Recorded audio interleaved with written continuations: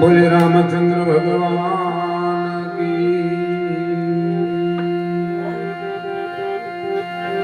बोले कृष्ण कन्हैया लाल की, बोले रामदेव जी महाराज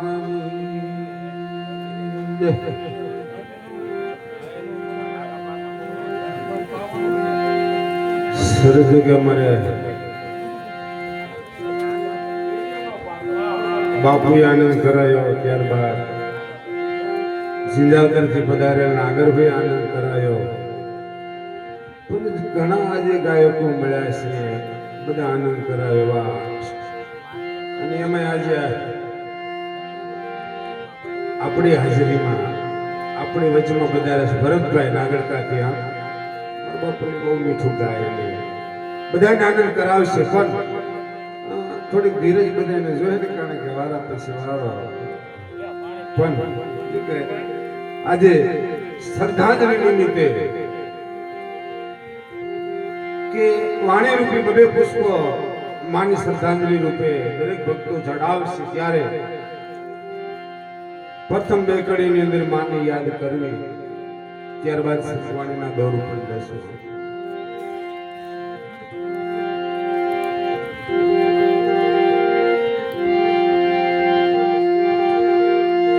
મારી જગદંબા તું જોગણી,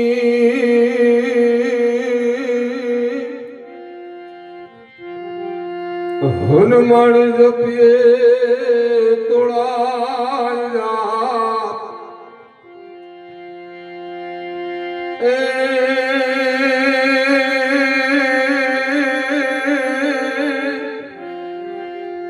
એ મારી કોણ તારા દીવા બળે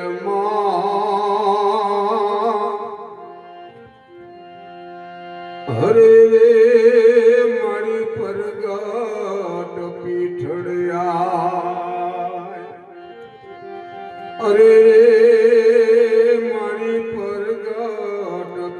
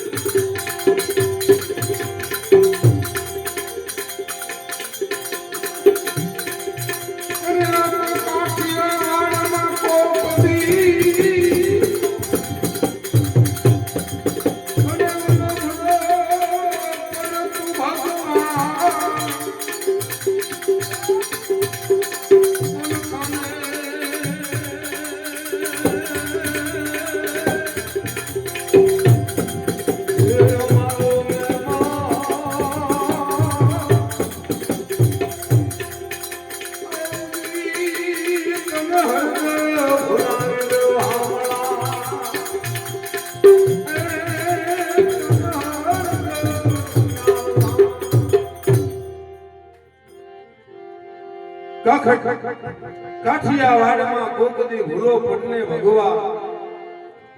થા આમ ઘરે મહેમાન તને હરગે ભૂલાવી દેવ શામળા. ઈ કાઠિયાવાડની ધરતી અને પાંચાળની ભૂમિ,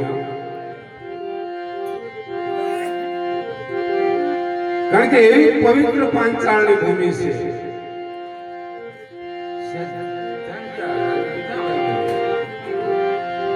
કે પવિત્ર ધરા જ્યાં ભક્તો સુરવીરો દાતારો જ્યાં અવતર્યા છે એ ભૂમિની અંદર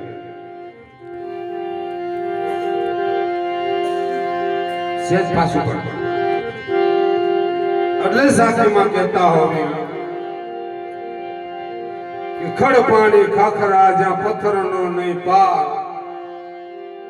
આ વગર દીએ વાળો કરે એ દેવકો પાંચાળ. એવી પવિત્ર ભૂમિની અંદર અનેક સંતો થઈ ગયા, અનેક ભક્તો થઈ ગયા,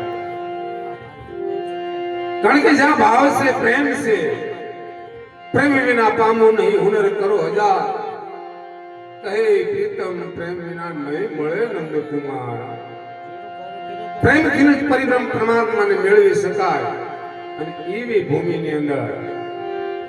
જ્યારે મને તમને જીવન મળ્યું છે, જ્યાં ભાવ મળે, પ્રેમ મળે, આ મીઠો આવકારો મળે. કવિ કાગ બાપુની રચના છે ને, અજ તારા આંગણિયા એ સીને જે કોઈ આવે રે, આવકારો મીઠો અરે આપજે.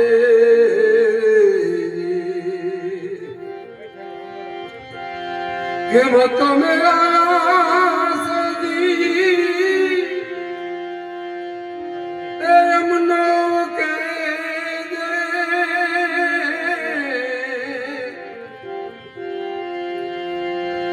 ધીરે ધીરે તું બોલવા દેજે, આવકારો મીઠો અરે આપજે.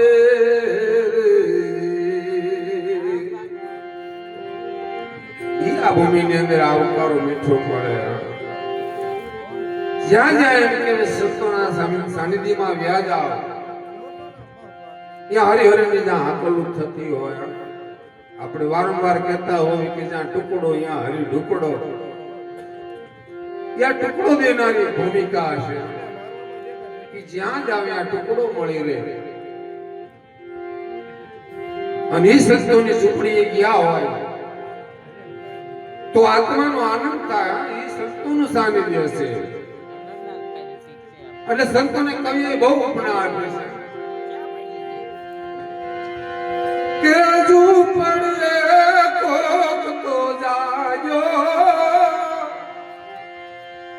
એના મહેમાન તો થાજો.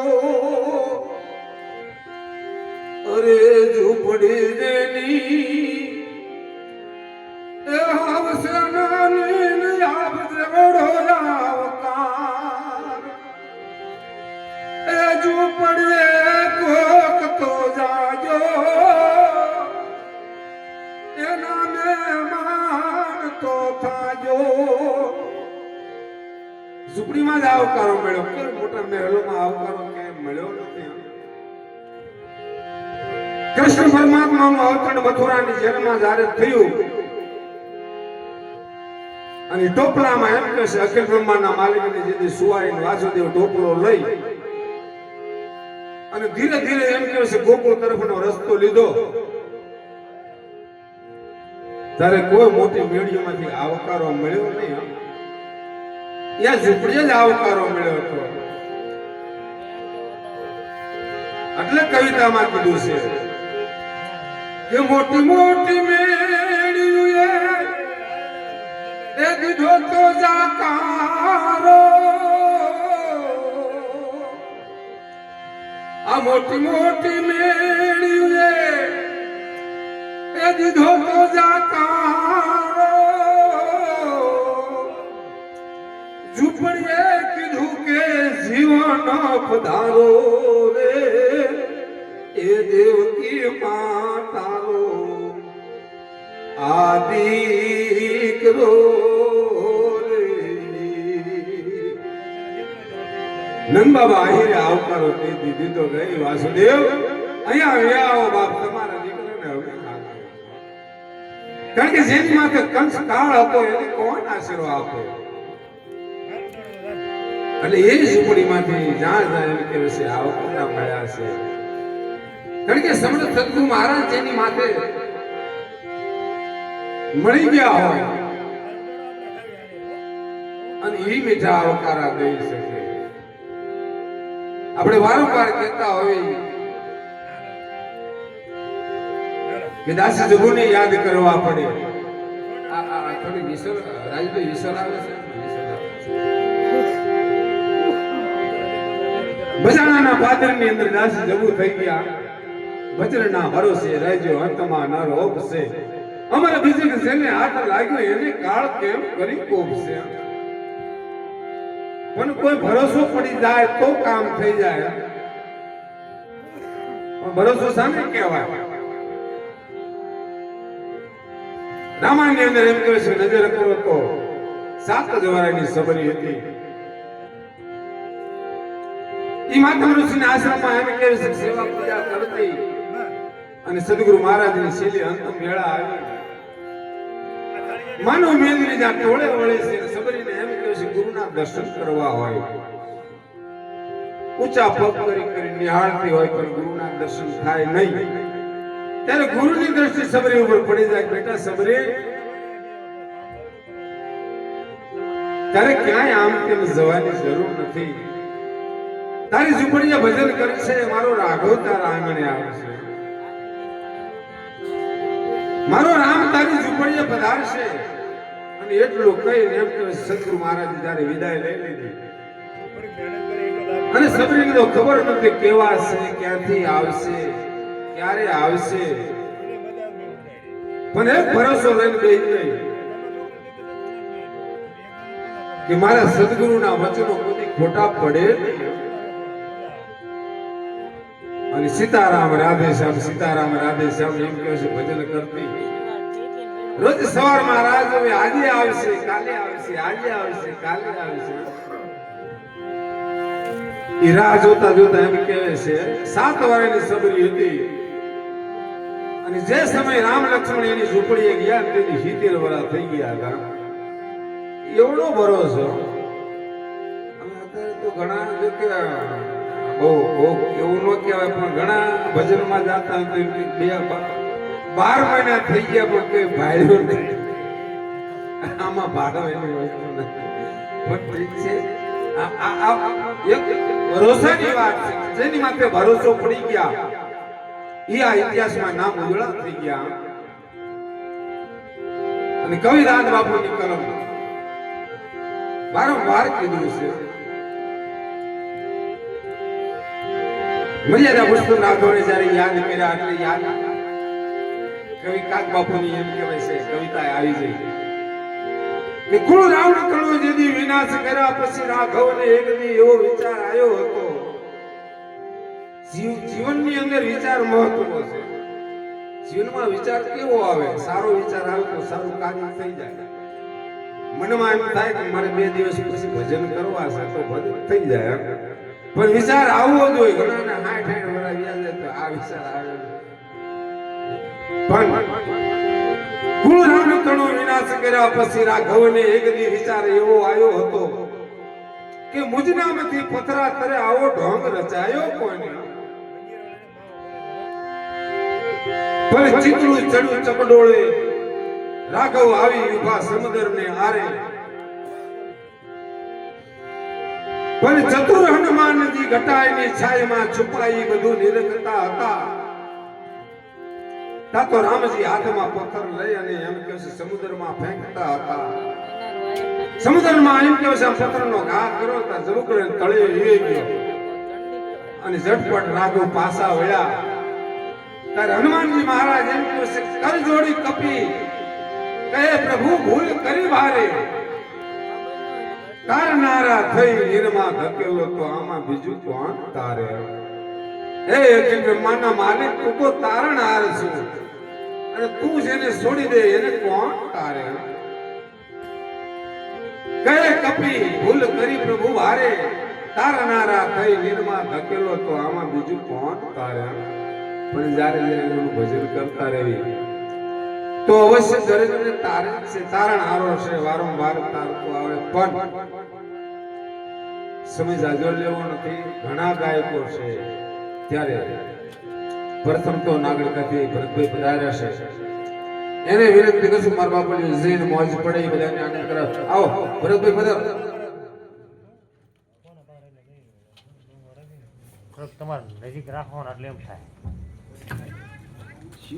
મારા નજીક રાખે બે થવા બે નાનું પડે